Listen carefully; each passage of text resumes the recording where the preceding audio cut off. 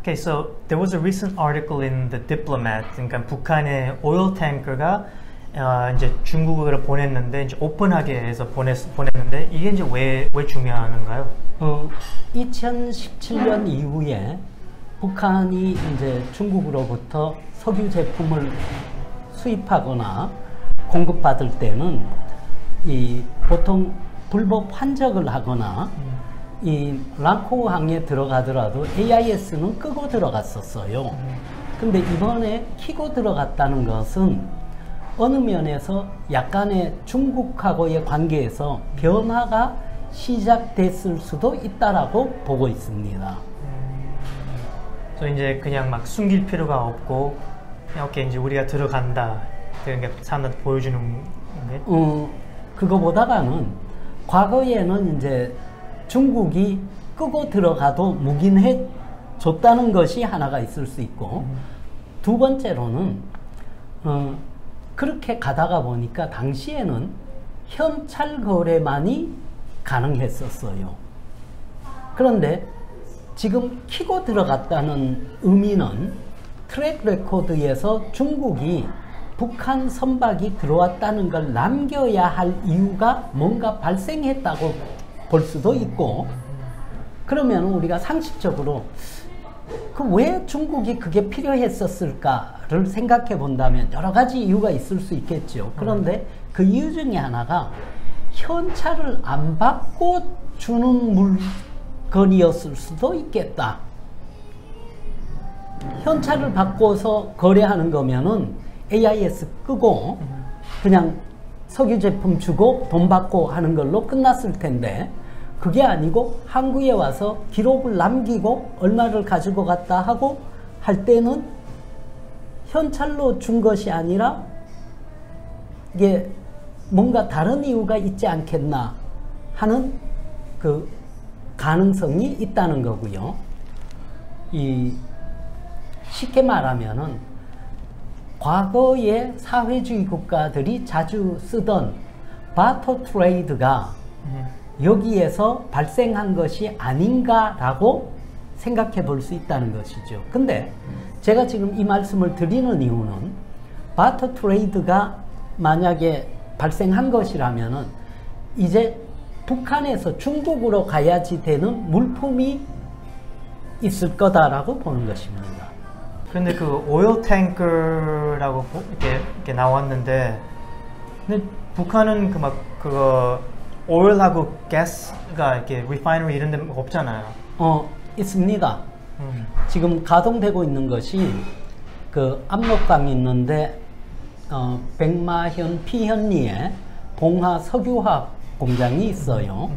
거기서 이제 되고, 그 다음에 지금 석유 제품들은 이 배로 실려 가지고 남포항에 갑니다. 그럼 남포항에 거기에 이제 유리 저장고들이 여러 개 있어요. 거기에 이제 저장이 되겠죠.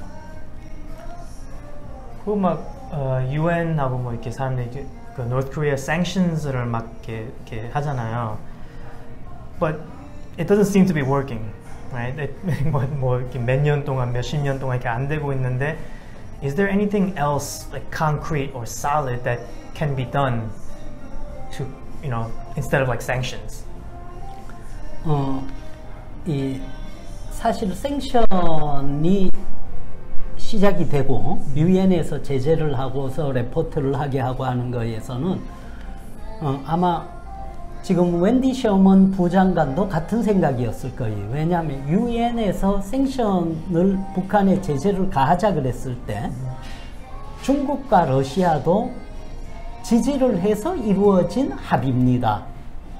그러니까 이제 그 미국과 중국 간에 여러 가지 문제점이 있지만은 그래도 같이 공동의 관심사와 합계했던 부분이 북한 핵 문제에 관한 제재니까 아마 웬디 셔먼 부장관도 중국하고 북한 핵 문제에 제재를 가하는 문제라든가 이런 문제에서는 같이 할 수 있는 분야가 있지 않겠나 생각을 하고 아마 천진으로 갔었을 거라고 예상을 해봅니다.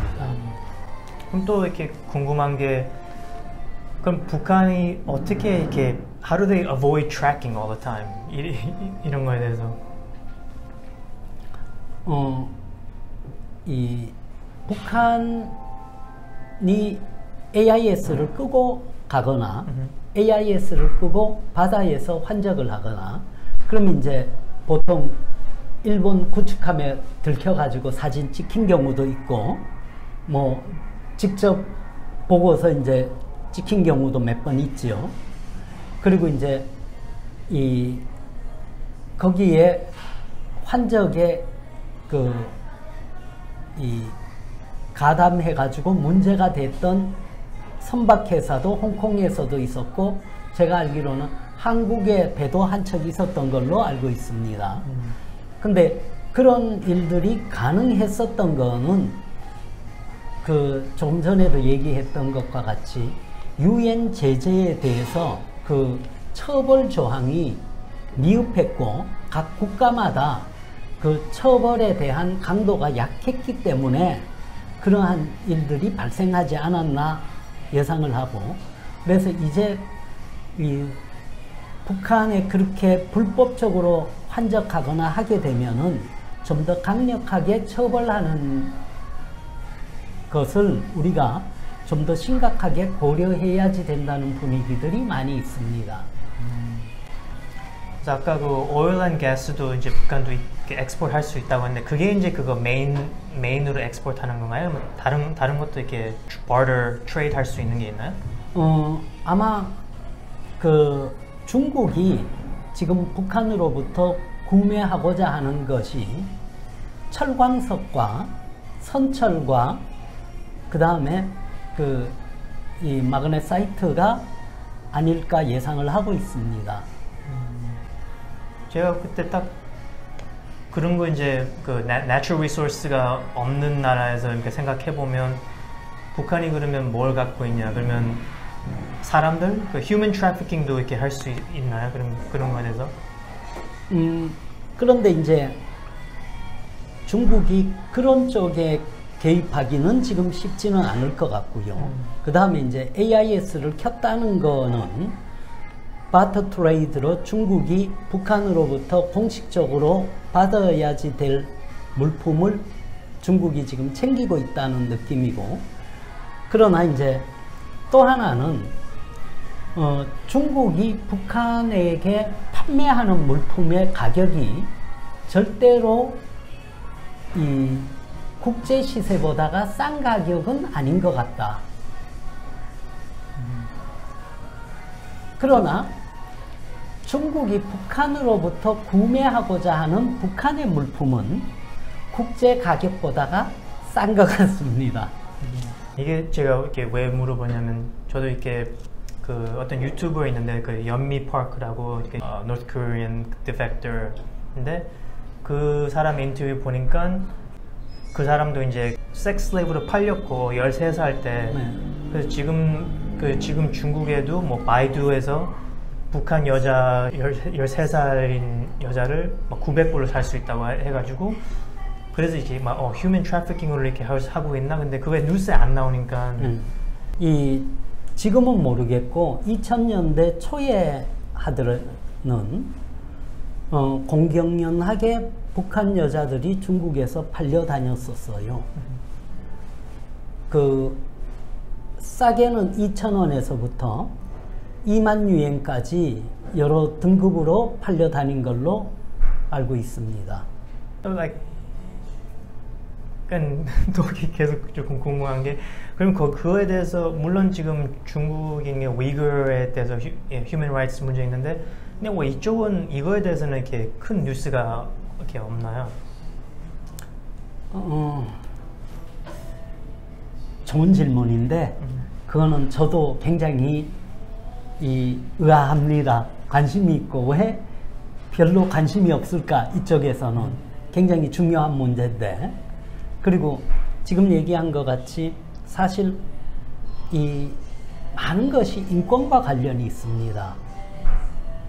제가 사람들이 자유 그리고 사유재산 보호를 얘기를 하면은 이 사유재산 보호가 하나만 가는 줄 알아요.